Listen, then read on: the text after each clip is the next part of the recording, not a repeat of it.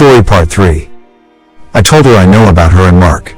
I told her that I don't want to do this anymore and that I want her to be happy and do what makes her happy, but if that includes being with Mark, then I don't want to continue to be together. I told her we should go our separate ways. I told her I don't want to be in a marriage with a woman who isn't in love with me and isn't happy with me. She cried and confessed that she and Mark do have feelings for each other, but she is adamant that it's progressed to nothing physical. I told her that regardless, I don't feel that we can continue how things are and that we should separate. I threw out the D word several times and she got super upset and emotional, saying that I'd already made up my mind without her and wasn't even discussing it. I told her that she had made up her mind to pursue those feelings with Mark and did nothing to stop it back then. That put her on edge too. She told me I was being mean and not understanding. I told her that I can understand her losing feelings for me and falling in love with someone else, but that I don't have to accept an EA and I wasn't going to put up with this anymore. Then she started begging, crying, saying that it seems like a rash, drastic decision to divorce and that we should try just an actual separating first. I said, I don't know what that will do for us. You'll just go off with Mark, right? She didn't really answer. She maintained that she doesn't want to jump straight to divorce. I maintained that I see no other option at this point. Even marriage counseling in my view wouldn't work.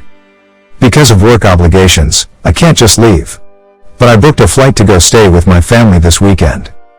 I cannot describe the immense relief I felt when I told her we should proceed to get divorced. The other good feeling I had was basically realizing that she's made a choice. She's picking him. By not outright saying she'll cut things off completely with him, she's made a choice. I don't want to be with someone who won't choose me.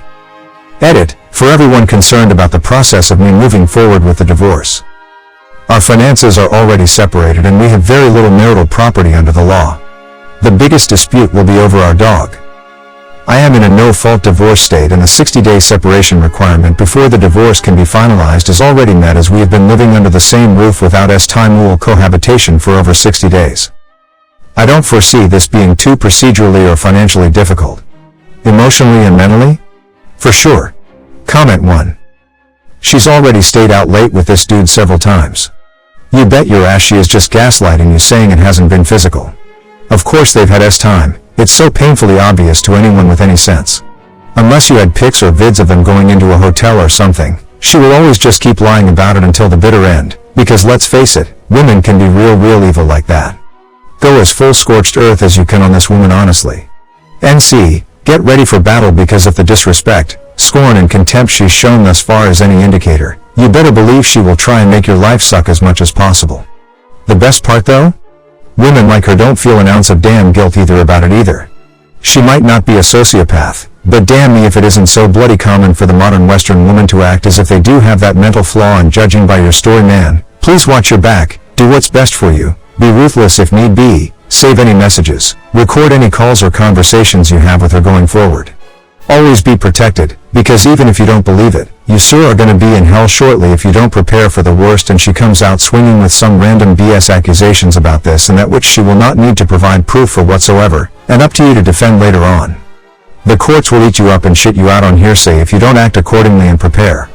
Only deal with her by proxy via your lawyer and that's it. Comment 2. Saw your update on SI. Don't tell her shit. File for D and get the ball rolling on the new job.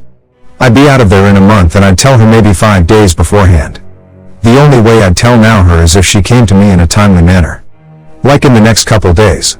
And told me that she quit her job, cut that dude, cut off all the work friends, cut booze and weed out of her life, deleted social media and messaging apps, started therapy, and will bust her ass to earn my trust back.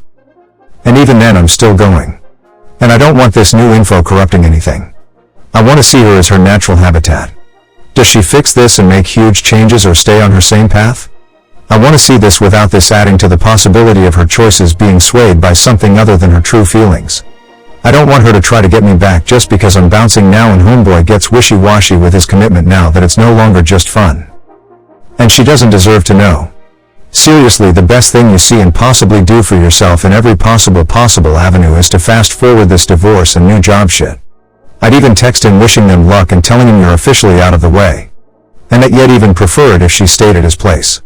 I'd literally be pushing them together. Comment 3. Good for you, up. This is absolutely the right call. No easy road ahead to be sure, but happiness is out there for you to find. I can't help but think that she is just not capable of being in a fully committed relationship at this point of her life given her unwillingness to stop seeing her coworker while also being so reluctant/scared of divorce. I would bet that she has plenty of her own insecurities that she may not be dealing with in a healthy way, and so she seeks comfort or validation from multiple sources to cope. As others have commented, it's obvious that she wants to keep both options on the table until she can figure out what she really wants. Of course, the real answer is that neither option will provide what she wants until she can work through her own issues with herself. Good on you for refusing to be a plan B. That will never be the foundation of a healthy marriage. Lastly, I have to say this, I find it highly unlikely that their relationship has not advanced to being physical as she claims. Late nights till 2 a.m., drinking, alone with each other. I'm sorry man, but you're all adults and I don't believe for a second she is being honest there. You have already acknowledged her trickle-truthing, and there is no reason for her to come clean about that if she still thinks she can hold on to your marriage, as I do believe a part of her is scared of losing you. Your gut has been right on everything so far. What is your gut telling you about this? Bottom line, you are now on the right course, and although it will be tremendously difficult and will take some time, things will get better and you will have every opportunity to be happy in the future. Best of luck. Comment 4. You are inundated with comments and I hope that is providing some support. This is something to consider in a couple weeks or when you move into an anger phase. While you are statistically unlikely to live in a state with alienation of affection laws, that does not mean you cannot find some grounds to sue or threaten to sue. My understanding is that even before a lawsuit is filed in most jurisdictions, a potential plaintiff can contact parties and demand preservation of records in anticipation of litigation. Could you provide such a letter to Mark and the law firm? Ask for 1. Preservation of all firm policies on dating/relations between employees. 2. All emails between WW and Mark. 3. All emails between partners that include Mark and WW's name. 4. All emails BW Mark or WW with whoever handles the firm's HR issues. For Mark, demand preservation of all emails and texts with WW. Is there a chance your WW will get free/cheap lawyer for divorce from the firm?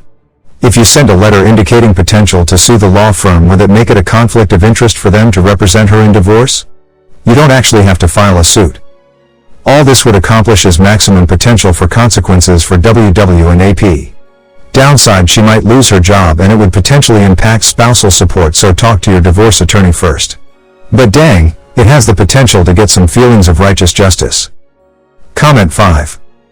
It is so refreshing when an op gets it without playing the pick-me dance and allowing the WS full control of the situation for months under the guise of doing everything to try and make it work because they're too afraid to do what needs to be done. Op, I'm sorry your wife is a shitty person, and I'm sorry that you have to go through this. But sleep easy knowing that this isn't your fault, you're handling this situation correctly, you still have your dignity intact, and you'll heal from this with minimal scarring. There's 2 types of people. Ones that approach the cliff and take the plunge to escape the fire, and the other kind. They stare down the cliff, they tell themselves the fire isn't real, they're afraid of heights, they can't swim, they torture themselves, they lie to themselves, and all of the while the fire is burning them. In the end they take the plunge too, because all roads lead to the same destination, but they're so badly burned and traumatized by living on the cliff's edge for so long that they end up broken, scarred for life, and with PTSD. Op, having to jump off that cliff sucks, and the water at the bottom of it is very cold, but you didn't get burned, your mind didn't break, you will heal in 1/10 of the time it takes for the second type to heal. You've got your entire life ahead of you, and you're not stuck with a shitty monkey branching cheater. To her you'll always be the one that got away due to her shitty choices, but to you, she'll be a distant memory. A mistake that you had to learn from.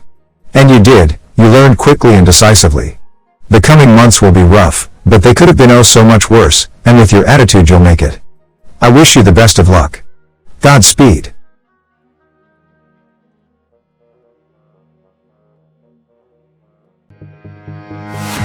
Thanks you for watching Everyday New Movies. See you soon.